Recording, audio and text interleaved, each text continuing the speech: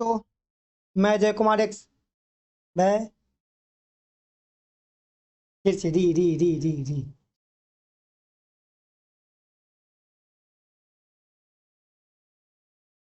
Hello friends, मैं जय कुमार आप सभी के बीच आपके अपने यूट्यूब चैनल एजे स्टडी पर एक बार फिर से जुड़ चुके हैं एक नए सब्जेक्ट के साथ, जिसमें आज हम चर्चा करने वाले हैं आप लोग के बीच क्लास 10th मैथ का एक शॉर्ट नोट्स, जिसमें हम जानेंगे जो एनसीईआरटी बुक का जो अध्याय 6 है, जिसमें पढ़ना है त्रिभुज के बारे में, त्रिभुज की समरूपता के बारे में पढ़ना है, थेल्स प्रमेय के बारे में पढ़ना है, पाइथागोरस प्रमेय के बारे में पढ़ना है, क्षेत्रफल प्रमेय के बारे में पढ़ना है।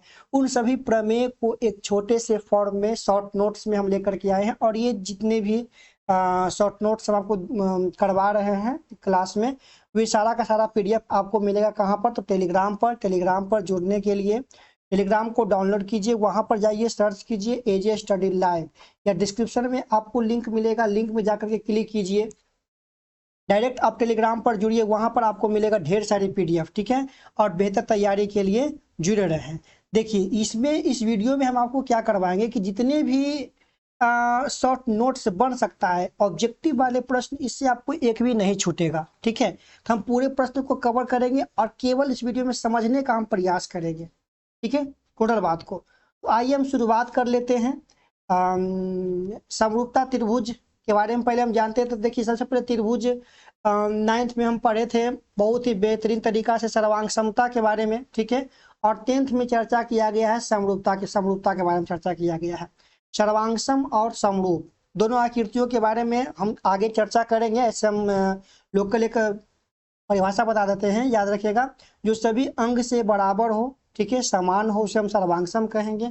और जो केवल रूप में जो दिखने में आपका क्या हो, एक जैसा, उसे हम समरूप कहेंगे। तुलना आप कर सकते हैं। अगर हम समरूप आकृति की बात कर रहे हैं, तो जो आपकी जो फोटो है, ठीक है, और आप है, ठीक है, तो इन दोनों की अगर हम बात कर ले, आप और आपकी फोटो, तो वो आपका क्या है, समरूप आकृति है। ठीक है, समरूप कर सकते हैं। लेकिन यदि हम आपको कहूँ त्रिभुज और वृत्त, तो ये आपका असमरूप हो जाएगा। ठीक है, अगर हम कहूँ आपका सर्वांग समता, आगे हम चर्चा करेंगे डिटेल्स इसके बारे में। सर्वांग समता की बात करूं, जो क्या हो, सभी अंग से बराबर हो। अगर हम कहूँ कि 5 सेंटीमीटर की दो वृत्त क्या सर्वांगसम है, तो हाँ कहिएगा। 5 सेंटीमीटर का दोनों वृत्त का जो आकृति होगा या परिमाप होगा, वो क्या होगा, आपस में बराबर होगा। ठीक है, इसीलिए वो आपका सर्वांगसम हो जाएगा। ठीक है, देखिए, इसमें हम चर्चा करने वाले हैं आधारभूत प्रमेय की चर्चा करेंगे, थेल्स प्रमेय की चर्चा करेंगे, थेल्स प्रमेय के हम विलोम की चर्चा करेंगे, समरूपता की कसौटियों की चर्चा करेंगे। एक शॉर्ट फॉर्म में देखिए, यहाँ पर कसौटियां दे दिया गया है।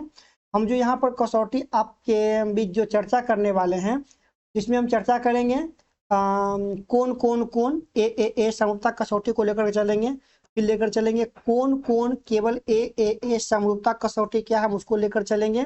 फिर लेकर चलेंगे भुजा भुजा भुजा मतलब एस समरूपता कसौटी को लेकर चलेंगे। और लेकर चलेंगे भुजा कोण भुजा मतलब एस समरूपता कसौटी को हम लेकर चलेंगे। ठीक है, कुछ हम एक दो प्रश्न भी इस पर हम चर्चा करेंगे, ताकि आपको समझने में कोई प्रॉब्लम नहीं हो। इसके बाद हम एक थेल्स प्रमेय को देखेंगे, थेल्स प्रमेय के विलोम की भी हम समझेंगे यहाँ पर। ठीक है, इसके बाद हम एक क्षेत्रफल वाला जो दिया गया है त्रिभुज की समरूपता के रूप में, जो क्षेत्रफल का जो प्रमेय दिया गया 6.6 प्रमेय, उसको भी हम समझने का प्रयास करेंगे। ठीक है, चलिए हम शुरुआत कर लेते हैं। सबसे पहले हम क्या करेंगे, समरूप त्रिभुज के बारे में बात करते हैं। ठीक है, समरूप आकृति। देखिए, यहाँ पर हमने दो बात लिया है, एक लिया है यहाँ पर सर्वांगसम, ठीक है, और एक लिया यहाँ पर समरूप लिया है ना। सर्वांगसम की अगर हम बात कर लेते हैं, तो सर्वांगसम में क्या लिखा गया है कि वैसी आकृतियां जो समान आकार, ठीक है, जो क्या हो, समान आकार, शेप, और समान आमाप मतलब साइज का जो होता है, उसको हम कहते हैं सर्वांगसम कहते हैं। क्लियर है, कोई दिक्कत नहीं। देखिए, एग्जाम्पल का थ्रू समझिएगा, क्योंकि एग्जाम में जो एग्जाम्पल दे करके आपको पूछ देगा निम्नलिखित में कौन सी आकृतियां जो है समरूप है। यहाँ पर देखिए, हम बात कर लेते हैं। यहाँ पर देखिए 2 सेंटीमीटर का वृत्त है, दो वृत्त है। हमने क्या कहा कि इसका परिमाण क्या होगा, आपस में बराबर होगा, आकृतियां आपस में बराबर ही हो गई, क्योंकि इसकी त्रिज्या आपका 2 सेंटीमीटर दे दिया गया है। ठीक है, तो ये आपका क्या है, समरूप है। याद रखिएगा। आप देखिए, 4-4 सेंटीमीटर का दो वर्ग, तो दोनों के लिए भुजा आपस में सेम होगा, ठीक है, परिमाप इसका आपस में सेम होगा, आकृति इसका सेम होगा, तो हम क्या कहेंगे कि ये दोनों वर्ग आपस में क्या है, समरूप है। उसी सॉरी सर्वांग है। उसी प्रकार हम क्या कहते हैं, त्रिभुज से लेते हैं, तो जितने भी समबाहु, ठीक है, जितने भी समबाहु त्रिभुज की अगर हम बात करें तो ये सभी समबाहु त्रिभुज क्या होते हैं, सर्वांग होते हैं। क्योंकि देखिए सभी समबाहु त्रिभुज सर्वांग कब होंगे, ये यहाँ पर ये बात भी आपको ध्यान रखना है, जब उसके परिमाप मतलब भुजाओं का जो परिमाप होगा वो आपस में क्या होना चाहिए, सेम होना चाहिए, इक्वल होना चाहिए, ठीक है। तो ये था क्या थे कुछ कसौटियां सर्वांग समता की। आइए हम कुछ समरूपता को लेकर के चलते हैं, समरूपता में समझते हैं। अब देखिए समरूपता में क्या करेंगे कि वैसी आकृतियां जो समान आकार की हो परंतु समान आमाप होना आवश्यक नहीं है। मतलब समरूपता की बात करूं तो क्या है, इसमें समान आकार तो हो लेकिन उसका माप वो समान हो ये जरूरी नहीं होता है, ठीक है। तो यहाँ पर देखिए याद रखिएगा, वृत्त कोई भी हम वृत्त ले, चाहे छोटा वृत्त ले चाहे बड़ा वृत्त ले, जितने भी वृत्त होते हैं वे सभी वृत्त आपस में क्या होते हैं, समरूप होते हैं, ठीक है, याद रखिएगा। सभी वर्ग जितने भी वर्ग होते हैं वे आपस में क्या होते हैं, समरूप होते हैं, चाहे वो वर्ग छोटा हो चाहे वो वर्ग बड़ा हो, वे सभी वर्ग आपस में क्या होंगे, समरूप होंगे, ठीक है।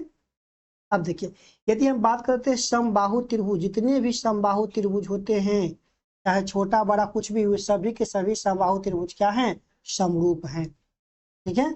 लेकिन अगर हम सर्वांग समता की बात करें तो उसकी भुजाएं मतलब उसका आमाप जो भी है अगर बराबर हो तो उसको हम सर्वांग सम कहेंगे, ठीक है। देखिए यहाँ पर एक आकृति दे करके समझा गया है कि ये देखिए बड़ा सा आकृति और इसी का एक छोटा सा आकृति है, ठीक है।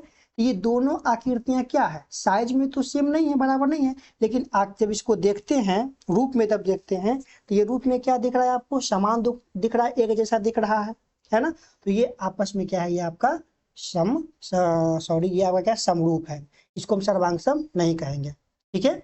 अब देखिए ये VVI पॉइंट, इसको आप लोग नोट कर लीजिएगा कि सभी सर्वांगसम आकृतियां समरूप होते, जितने भी सर्वांगसम आकृतियां होंगे वे सभी के सभी समरूप होंगे, ठीक है।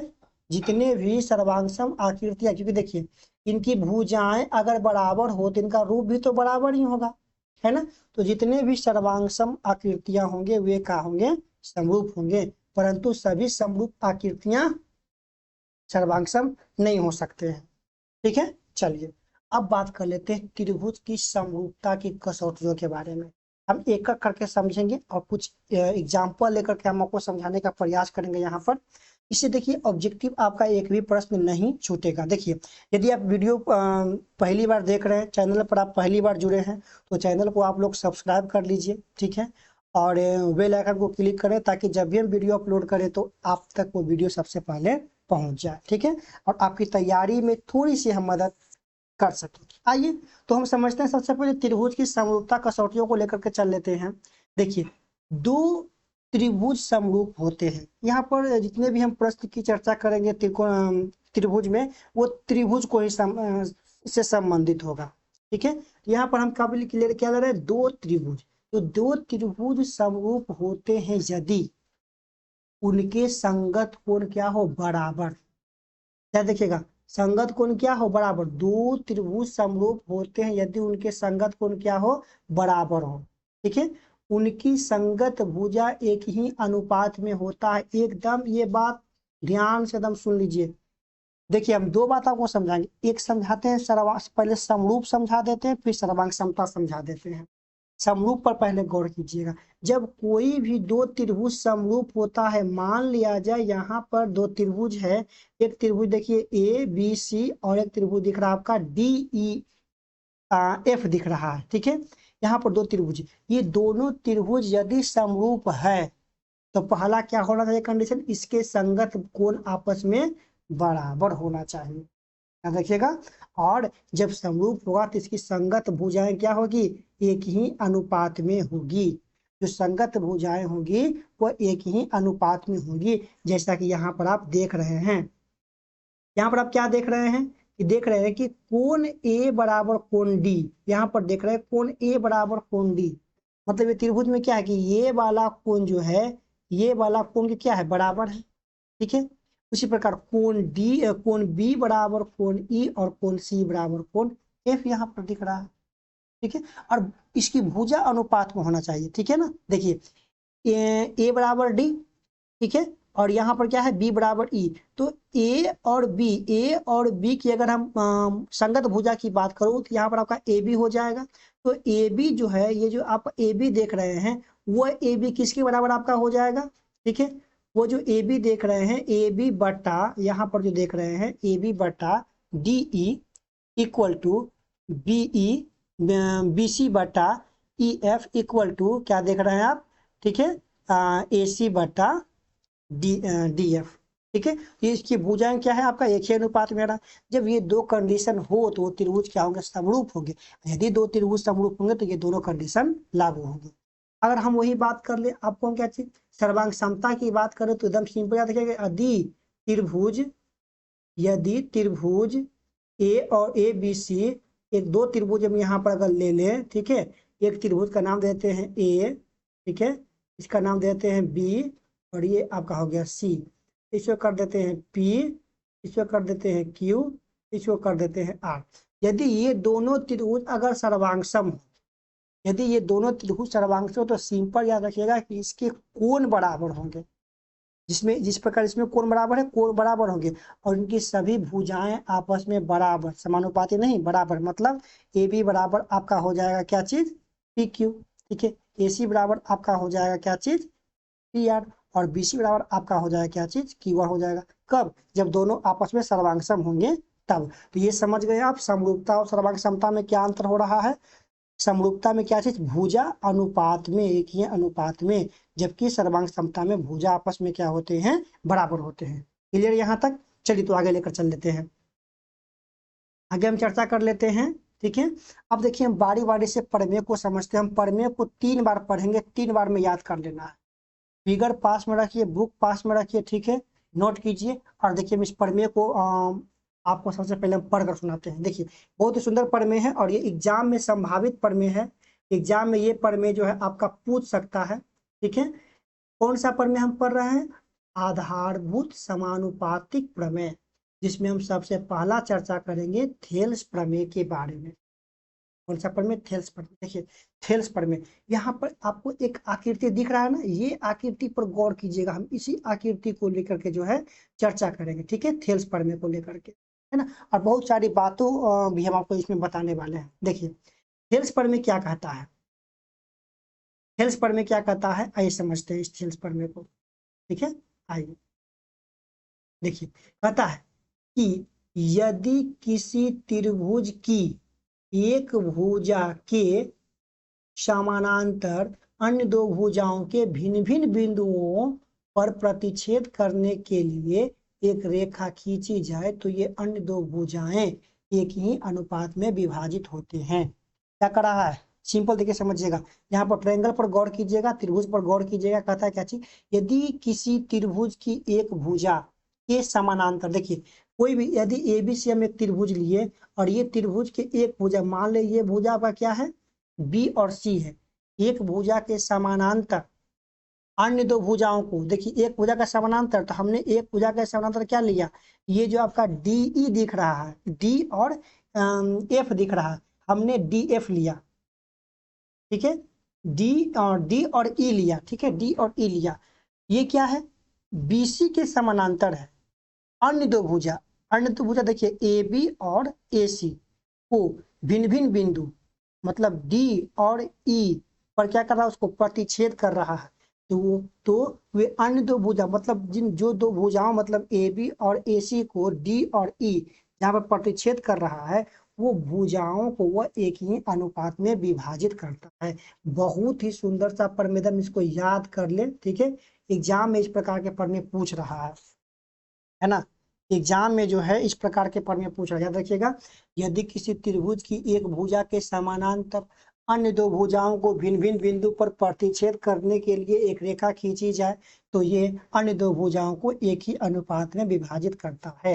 एक बार फिर बोल रहे हैं, बोलिएगा साथ साथ, यदि किसी त्रिभुज की एक भुजा के समानांतर अन्य दो भुजाओं को भिन्न भिन्न बिंदु पर प्रतिच्छेद करने के लिए एक रेखा खींची जाए तो ये अन्य दो भुजाओं को एक ही अनुपात में विभाजित करता है। सिंपल देखिए, समझे यहाँ पर गौर से। यहाँ पर हमने क्या लिया, देखिए प्रमेय में आपका दे दिया गया है कि ए बी, ठीक है, प्रमेय में आपका दे दिया गया है कि ये जो आपका ए बी सी जो त्रिभुज है उसमें डीई समानांतर आपका क्या है, बीसी है, ठीक है, डीई समानांतर बीसी। जब समानांतर है, यहाँ पर जब समानांतर है तो वो क्या होगा, भुजा उसका एक ही अनुपात में होगा। जब भी समानांतर देगा तो भुजा अनुपात में कर दीजिए, एडी, ठीक है, एडी बटा डीबी बराबर एई बटा ईसी। अब इसको हम कितना तरीका से लिखेंगे हम वो आगे बताने वाले हैं, ठीक है, हम आगे बताएंगे। ये देखिए यहाँ पर प्रश्न हम यहाँ लेकर के आए हैं, इसमें कहता है कि निम्नलिखित आकृति में यदि डीई समानांतर बीसी है तो एडी का मान क्या होगा। ध्यान दीजिए, यहाँ पर बहुत सुंदर है, ये 1 नंबर का एकदम क्वेश्चन पूछता है। क्या पूछा है, देखिए समानांतर दे दिया, जैसे ही समानांतर देगा भुजा क्या हो जाएगा आपका, अनुपात में, भुजा क्या हो जाएगा, अनुपात में हो जाएगा, ठीक है।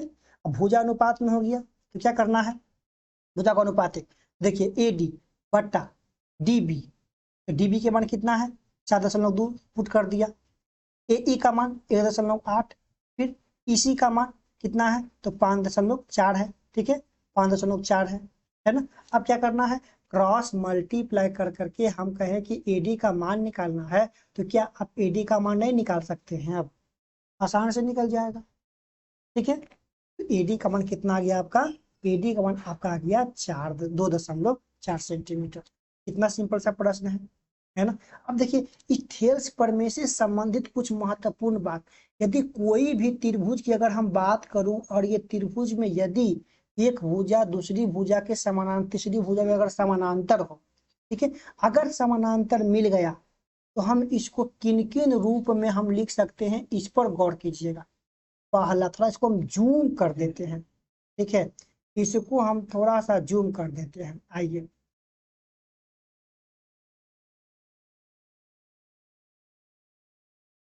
देखिए इस आकृति पर आप लोग थोड़ा सा ध्यान दीजिएगा। हमने क्या बताया यहाँ पर, 4 प्रकार, 5 प्रकार हमने लेकर का, यदि डीई समानांतर बीसी दिख रहा हो, ठीक है, डीई समानांतर जो है बीसी दिख रहा, तो पहला एडी बटा डीबी, एडी बटा डीबी, तो एडी आपका ये दिख रहा है, ये वाला पोर्शन, ये वाला पार्ट एडी बटा डीबी, माने इसको कहेंगे छोटका बटा छोटका। तो पहला जो कंडीशन दिख रहा है आपको, पहला कंडीशन में क्या दिख रहा है, छोटका बटा छोटका, ठीक है, पहला कंडीशन, 1 मिनट आप लोग वेट कीजिए, पहला कंडीशन जो आपको दिख रहा है छोटका बटा छोटका, ठीक है, आइए। हाँ, अब देखिए दूसरा कंडीशन याद रखिएगा, दूसरा कंडीशन आपको दिख रहा है क्या चीज, ए बी बटा ए डी, ए बी देखिए, ए बी आपका ये हो रहा है ना, ए बी ये वाला मान हो रहा है आपका, ए बी बड़का, ठीक है, ए डी छोटका, ए डी ये वाला मान छोटका, ए डी ये वाला, ठीक है, ए डी मतलब होता है क्या चीज, बड़का बटा छोटका, छोटका बटा छोटका, बड़का बटा बड़का, ऐसे याद कर लेना है, छोटका बटा छोटका, बड़का बटा छोटका, ठीक है। अब यहाँ पर देखिए क्या है, ए बी बटा डी बी, ए बी बटा डी बी, ठीक है, ए बी बटा डी बी, छोटका बटा छोटका में हम ए डी भी रख सकते हैं और डी बी भी रख सकते हैं, क्योंकि इस प्रकार से ऑब्जेक्टिव आपको दे देगा, पूछ देता है, और आपको ये 5 नियम मालूम रह रहेगा, छोड़कर चलाइएगा।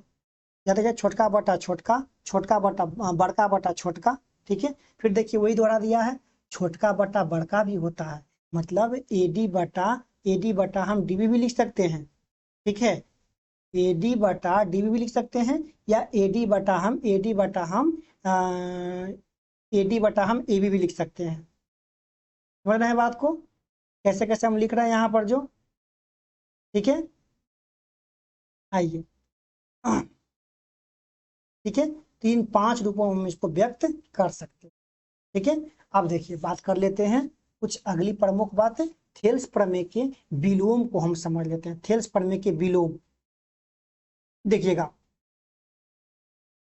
थेल्स प्रमेय की अगर हम विलोम की बात करूं आपसे, ठीक है, तो ये क्या कहता है, यदि यदि एक रेखा किसी त्रिभुज की 2 भुजाओं को एक ही बिंदु में विभाजित करे तो वो तीसरी भुजा के क्या होता है, समानांतर होता है। जस्ट उसके विपरीत, उसमें क्या था, समानांतर दिया था और एक ही अनुपात में दोनों को विभाजित कर रहा था। अब ये क्या दिया है, एक ही अनुपात में अगर विभाजित करता है तो तीसरी भुजा के समानांतर होता है। एकदम इसको पढ़ करके याद कर लीजिए, रट जाइए बढ़िया से, ठीक है। ऑब्जेक्टिव इससे फाजुल आपको एक भी नहीं पूछने वाला है। यहाँ पर देखिए ये कंडीशन को यहाँ पर अप्लाई कीजिए, ठीक है। ये कंडीशन यहाँ पर अप्लाई कीजिए, क्या दे रहा है, एडी मतलब भुजा अनुपातिक दे रहा है ना, भुजा अनुपात में है तो ये आपस में क्या हो जाएगा, समानांतर हो जाएगा। इसे देखिए ऑब्जेक्टिव बनता है, उस पर गौर करना है। ये देखिए चित्र में दिया गया है कि ई एफ समानांतर क्यू आर है, ठीक है। ये समानांतर दे दिया है, वो भुजा आपस में क्या हो जाएगा, अनुपातिक हो जाएगा, भुजा अनुपातिक हो जाएगा। भुजा बराबर होना चाहिए, भुजा बराबर होना चाहिए। अगर भुजा बराबर नहीं हो, सोल्व करने पर पीई बटा Q E Q P F बटा एफ आर अगर पुट करते हैं, अगर इक्वल नहीं आता है तो वो समानांतर क्या होगा, आपका नहीं होगा।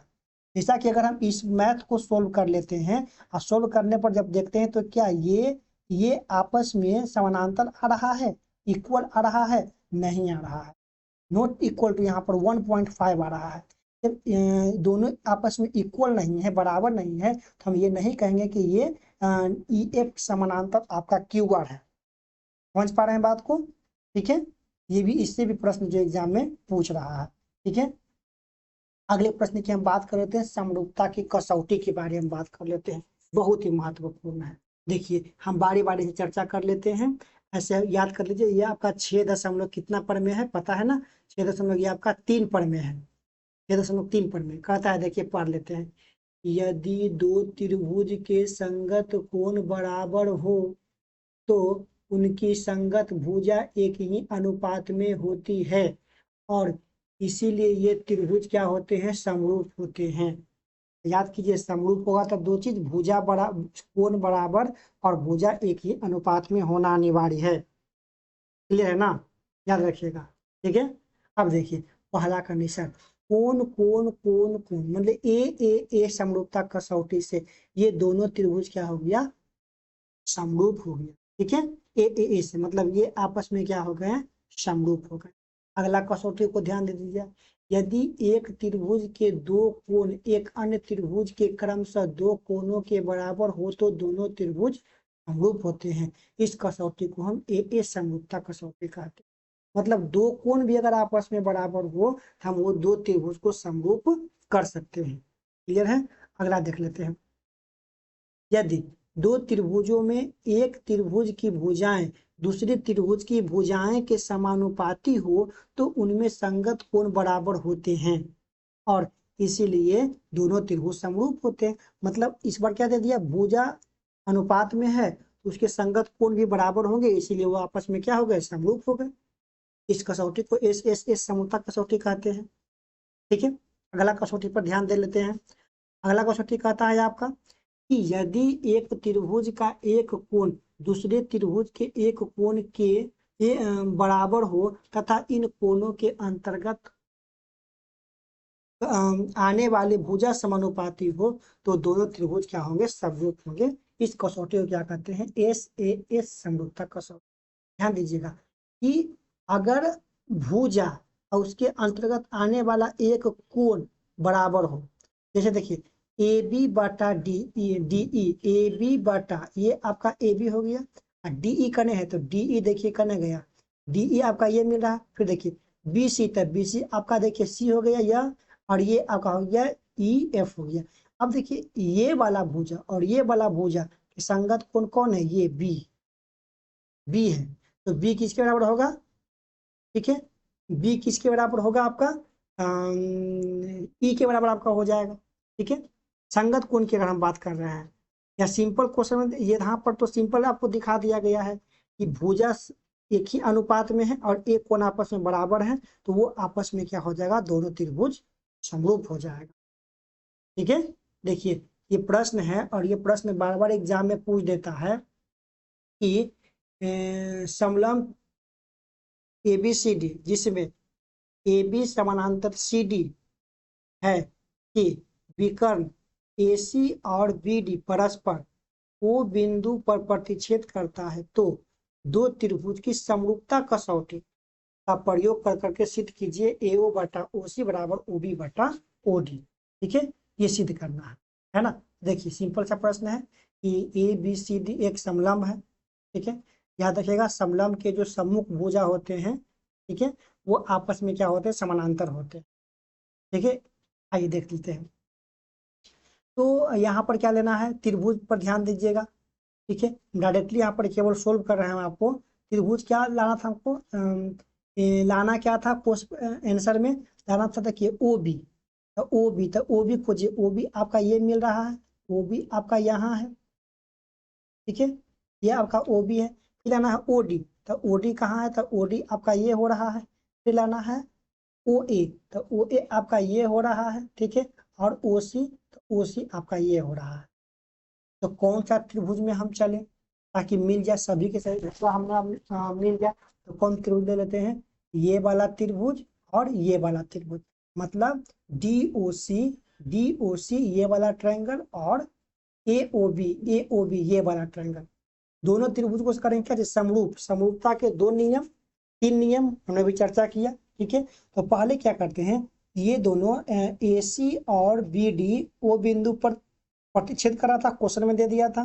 ठीक है, क्वेश्चन में यहाँ पर देखिए दिया हुआ है, ये दोनों क्या है, O बिंदु पर प्रतिच्छेद कर रहे हैं। जब O बिंदु पर प्रतिच्छेद करेंगे तो शीर्षाभिमुख कोण से ये आपस में क्या हो जाएंगे, बराबर हो जाएंगे।